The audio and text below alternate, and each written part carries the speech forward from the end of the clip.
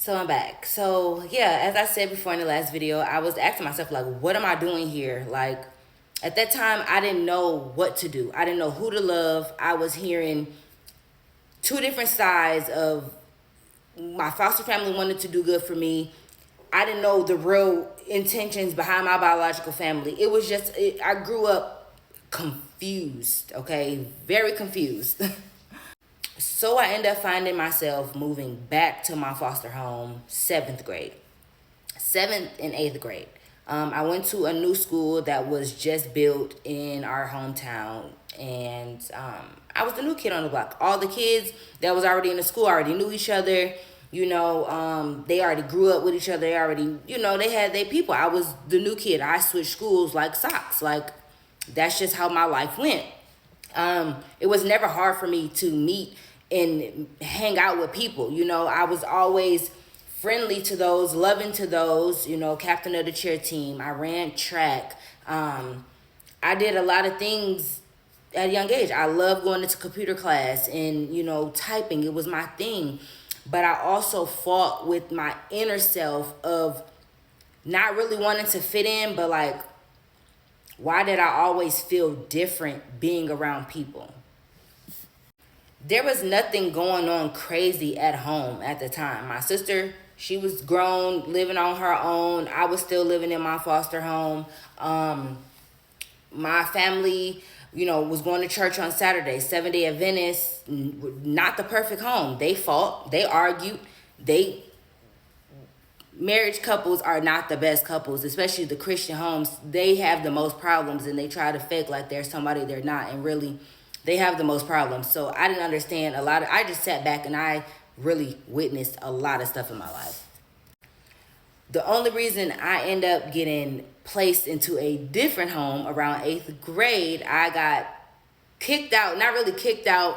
Yeah, I got kicked out. I ain't even gonna lie. I got kicked out because my god sister that call her my god sister.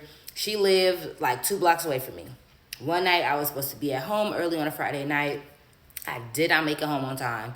Knowing that I had church the next morning, I came home high.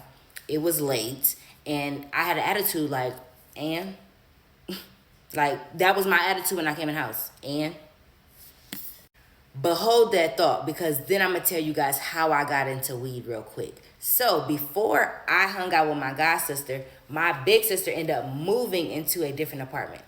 This was around eighth grade when I lost my virginity at 13 years old.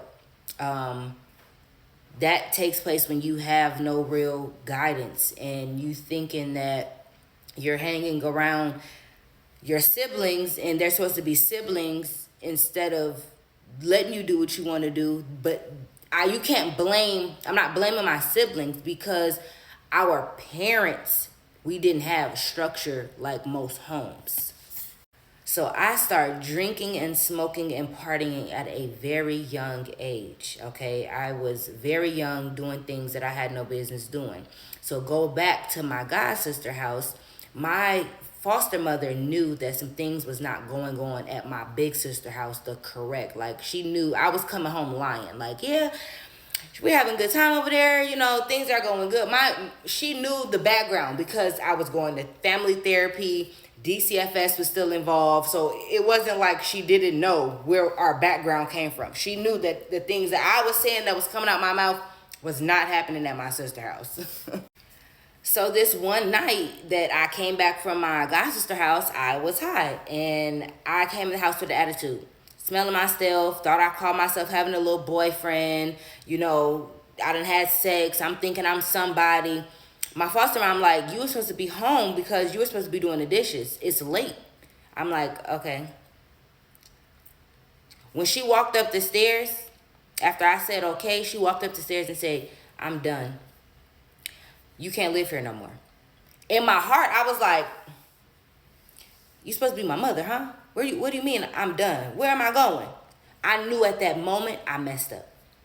I knew at that moment I messed up. I knew that I wasn't going to have the stability in my life anymore after that night. it didn't amount to how many therapy sessions I was going to. I was not going to therapy. I did not want to talk to those people about my life. I did not care about talking to those people about my life, especially when it came to talk about my little sister, which she has Down syndrome. I never cared. I had a real bad anger problem, like a really bad anger problem. Anybody said anything to me, it was just like, what's up? Like, that was my attitude as a young adult, growing into myself, smelling myself. So, my foster mom called the caseworker, and sure enough, a couple weeks later, Felinda was moving out of this home, okay?